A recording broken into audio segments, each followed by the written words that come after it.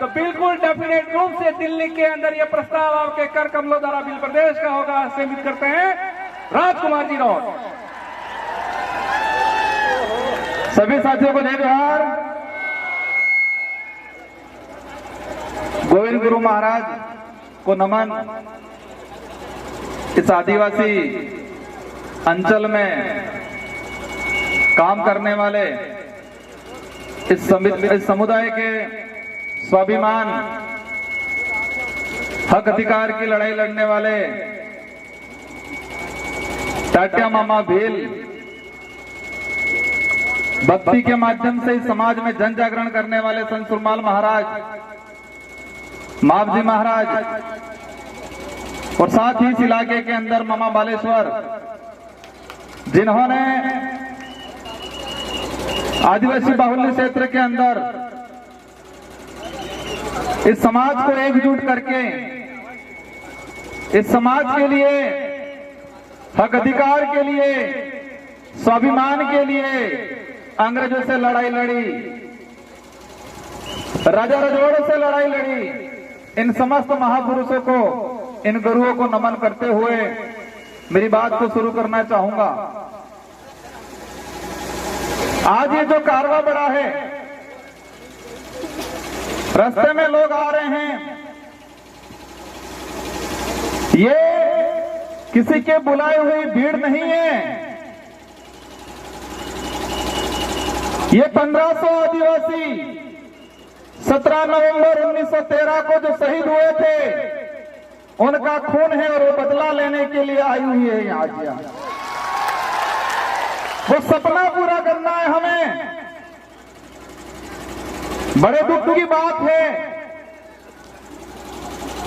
कि 1913 में एक ही दिन में लाखों की जो संख्या इकट्ठी हुई थी गोविंद गुरु महाराज के नेतृत्व में, इसी पहाड़ी पे, इसी पहाड़ों के आसपास के। और उस समय तत्कालीन जो राजा रजवाड़े अंग्रेजों की मदद से गोलियां चलाई और इस नरसंहार में इस पहाड़ी पे महिलाएं भी थी, बच्चे भी थे, बड़े बुजुर्ग भी थे, जवान भी थे। और एक ही दिन में अगर 1500 लोग, 1500 के करीब लोग एक साथ मरते हैं, तो आसपास का जो मध्य प्रदेश, वर्तमान में राजस्थान, गुजरात, महाराष्ट्र, जो उस समय बिल टेरिटरी के नाम से जाना जाता था, उस इलाके में क्या स्थिति बनी होगी। हम देखते हैं हमारे गांव में, अगर गांव में कहीं एक्सीडेंट हो जाता है, कि व्यक्ति मरता है, तो पूरे गांव को तकलीफ होती है, पूरा गांव दुखी होता है, पूरा गांव शोक व्यक्त करता है। और जिस परिवार का व्यक्ति की डेथ हुई है, वो परिवार सालों तक ऊपर नहीं आ पाता है। तो इसी पहाड़ी पे 1500 आदिवासी एक साथ मारे गए 1913 के दौरान। तो इस इलाके में कितना मातम छाया होगा, कितना डर घुसा होगा, कितना दुख हुआ होगा। ये जो गांव पड़ा था, वो गांव आज तक नहीं भरा है। तो वो लड़ाई किसकी लड़ रहे थे? मैं इन इतिहासकारों को कहना चाहूंगा, जिन इतिहासकारों ने भील प्रांत की मांग को लेकर यहां पर भक्ति के माध्यम से आंदोलन खड़ा किया था। भक्ति के माध्यम से उद्देश्य था, अंग्रेजों से लड़ाई थी कि हमारा अलग से भील प्रांत दिया जाए, ये उद्देश्य था, माध्यम भक्ति था।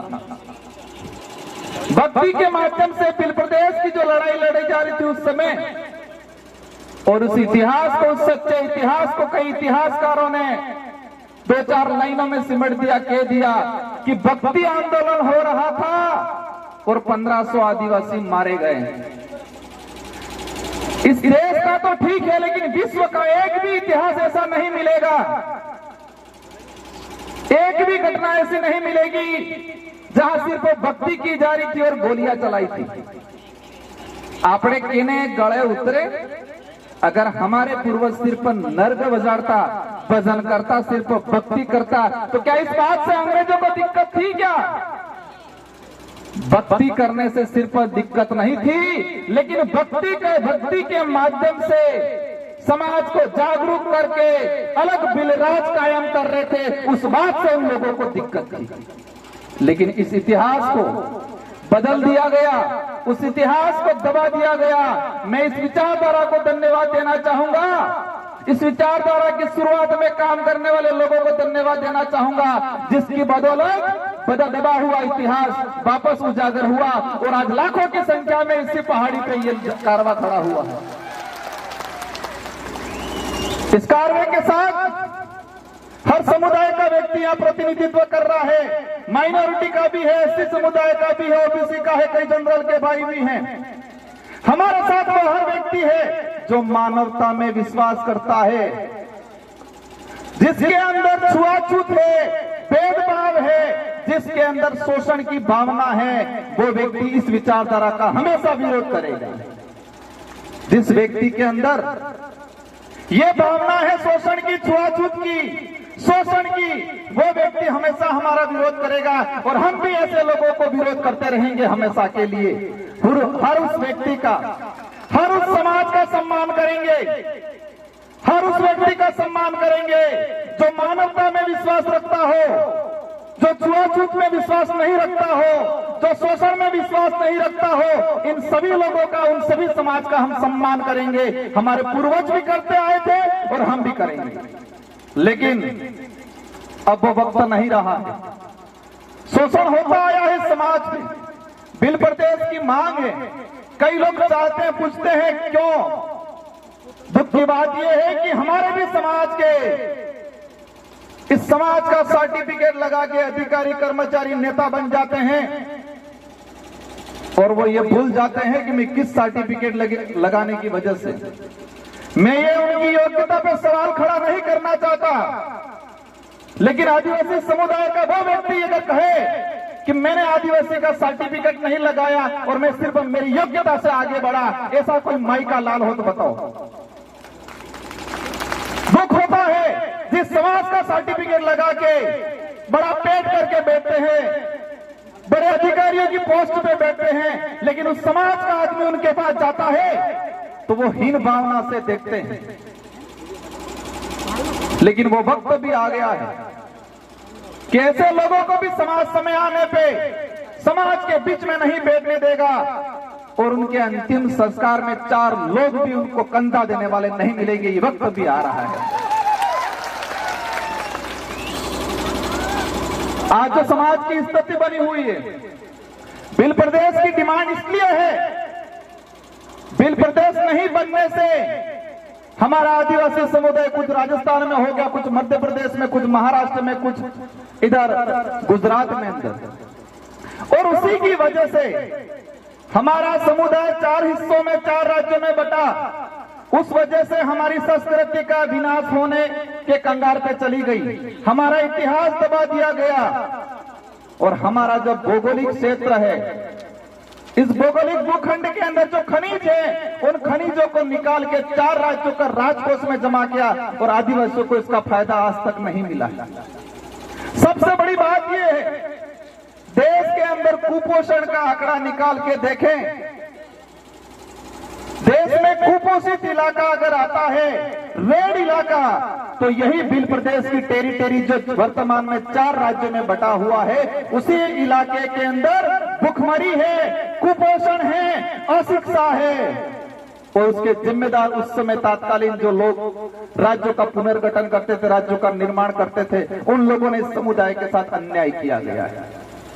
कई लोग कहते हैं कि नई पार्टियां, नई विचारधारा के लोग इस मांग को कर रहे हैं।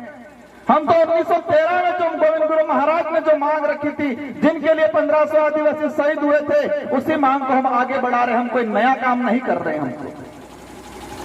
और इस बात को लेके कांग्रेस के भी कई नेताओं ने ये बात रखी है और वर्तमान में टीएडी मंत्री,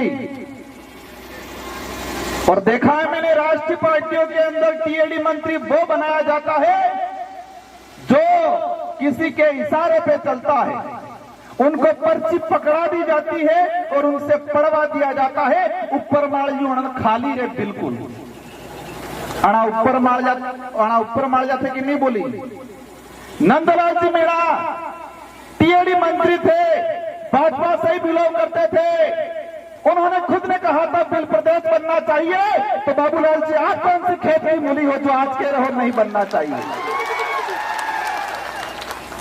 कई नेताओं ने, कांतिलाल जी भूरिया मध्य प्रदेश से, उन्होंने आपकी बात रखी थी। गुजरात के कई नेताओं ने बात रखी है, और राहुल गांधी जी खुद यहां बोल के गए हैं कि आदिवासी इस देश का मूल मालिक है। तो क्या है, बाबूलाल जी उनसे भी ऊपर चले गए, ऐसा लग रहा है मुझे। मैं कई बार कहता हूं, आज यहां पर जो आए हैं वो गरीब परिवार से आदमी आया है। इस आंदोलन में, इस कार्य में जो पहुंचा है गरीब परिवार से, जिसके पास पैसा नहीं है, दौलत नहीं है, बड़े बड़े बंगले नहीं है, गाड़ियां नहीं है, लेकिन वो यहां पर आया है क्योंकि उसका जमीर जिंदा है। इसका जमीर जिंदा है, उनके अंदर यह है कि मुझे आत्म स्वाभिमान की लड़ाई लड़नी है, मेरे पूर्वजों का अधूरा सपना पूरा करना है, ये दिमाग में है। हमारे भी समाज के बहुत सारे पैसे वाले ऐसे लोग जो पेट भरने की लड़ाई लड़ते हैं, सुख सुविधा अर्जित करने की लड़ाई लड़ते हैं, स्वाभिमान की लड़ाई नहीं लड़ते हैं। और ना नेशनल पार्टियों को भी हमसे यही दिक्कत है, हमें यही चाहते हैं, हमारे से यही चाहते हैं कि आप सिर्फ भौतिक सुविधा की बात करो, पेट भरने की बात करो, सरकारी गेहूं की बात करो, आप अधिकार और जल जंगल जमीन की बात मत करो, ये चाहते हैं वो लोग। हम सिर्फ 2 रुपये गेहूं की बात करेंगे, हम रोटी कपड़े मकान की बात करेंगे। अगर यही बात करते हैं तो किसी पार्टी वालों को हमसे दिक्कत नहीं है, लेकिन हम जल जंगल जमीन की बात करते हैं उनको दिक्कत हो जाती है। हम धर्म की बात करते हैं उनको दिक्कत हो जाती है, और धर्म की बात करते ही पूरे आग बबूला हो जाते, पूरा फपड़ जाते हैं ये लोग। फपड़ते नहीं फपड़ते, मदन दिलावर जी फपड़ गए थे, लेकिन आज पता था मानगढ़ की धरती पे आदिवासी समुदाय एकजुट हो रहा है, और उनकी पार्टी का ऊपर से प्रेशर था, और 2 महीनों बाद उनको कहना पड़ा कि मैं खुद आदिवासी हूं, मेरे पापा दादा सीतामाता अभ्यारण्य में रहते थे, ये बोल के चले गए। प्रतापगढ़ वाले साथियों, खोजना पड़ेगा उनके बाप दादा सीतामाता अभ्यारण्य में कहां रहते थे, क्या वो भी झूठ बोला है कि नहीं बोला, इस पे भी अब जांच कराएंगे हम लोग। इनको छोड़ने वाला नहीं है। उस कौम को छेड़ा तुमने, जिस कौम ने अंग्रेजों से लोहा लिया, मुगलों से लोहा लिया, राजा रजवाड़े से लोहा लिया, ये बात अलग है। हमारा समुदाय भोला है, सीधा है, हम दयालु हैं। उसी बात का कई लोगों ने हमारे साथ फायदा उठाया है, लेकिन अब वक्त नहीं रहा, हम चतुर हो गए हैं, सावधान हो गए हैं। अब ये लड़ाई लड़ने वाली हम सिर्फ नेता एमएलए एमपी बनाने तक सीमित रहने वाले नहीं है। जिस तरह गोविंद गुरु महाराज का भक्ति के माध्यम से बिलराज कायम करने का उद्देश्य था, इसी तरह हम भी हमारा एमएलए एमपी बनाने के माध्यम से बिलराज कायम करने का हमारा जो लक्ष्य है वो पूरा करने वाले हैं। मैं इस कमांडाल में विराजमान सारे साथियों से अनुरोध करना चाहूंगा, हम यहां पर आ गए, तालियां बजा दी, हमने 1-2 सेल्फियां ले ली, इंस्टाग्राम पे चढ़ा दिया, वहां तक सीमित नहीं रहना है। सबसे पहले हम सबको मजबूत होना है, और मजबूत दिमाग से होना है। क्योंकि कई बार हम कहते हैं आंख से अंधा है, कानों से बहरा है, इसको हम समझा सकते हैं, लेकिन दिमाग से अंधा है, उसका इलाज नहीं हो सकता है। आंख से अंधा है, कानों से अंधा बहरा है, पैर से विकलांग है, हाथ से विकलांग है, उसको हम रास्ता दिखा सकते हैं, वो बात मान लेगा। लेकिन जो दिमाग से विकलांग है, उसका इलाज नहीं है। तो हमारे आसपास भी ध्यान रखना है, दिमाग से विकलांग कौन है। और देखा है ये राष्ट्रीय पार्टी वाले अधिकतर दिमाग से विकलांग हैं। उनको पर्चियां पकड़ाई जाती है, उनको बुलवाया जाता है, उनको खुद को नहीं पता है हम क्या बोल रहे हैं, क्योंकि वो दिमाग से विकलांग है। अगर दिमाग से विकलांग नहीं होते तो अपने विवेक से सोचते ये सही है गलत है। बाबूलाल जी आज कह रहे हैं, लेकिन उनको ये नहीं पता कि नंदलाल जी मीणा खुद चाहते थे बिल प्रदेश बनना चाहिए, और कई बार उन्होंने ये स्टेटमेंट दिया गया, क्योंकि वो दिमाग से विकलांग। हम सबको पढ़ाई करनी है, और मैं इस मंच से कहना चाह रहा हूं, केंद्र सरकार से बहुत जल्दी बिल प्रदेश को लेके एक कमेटी गठित करके इसका एक क्राइटेरिया कितना है, इसके हमारे लिए पूरी कमेटी गठित करके काम कराने की कोशिश रहेगी बहुत जल्दी। और साथ ही आप लोगों को भी हमारे बच्चों को पढ़ाना है, क्योंकि शिक्षा ही वही हथियार है। अब गोलियों से या बंदूकों से या तीर कमान से काम हमारी कल्चर से जुड़ा रहेगा। वो अब लड़ाई कलम से लड़ी जाएगी। हमें पढ़ाई करनी है, खा पी के मजबूत रहना है और आसपास के जो दिमाग से विकलांग है उनको समझाने की कोशिश करनी है। आज जो वर्तमान स्थिति बनी हुई है, धर्म की बात को लेकर चिढ़ते हैं हम लोगों से। मुझे लग रहा है संचालक महोदय साहब रूठने की कोशिश कर रहे हैं।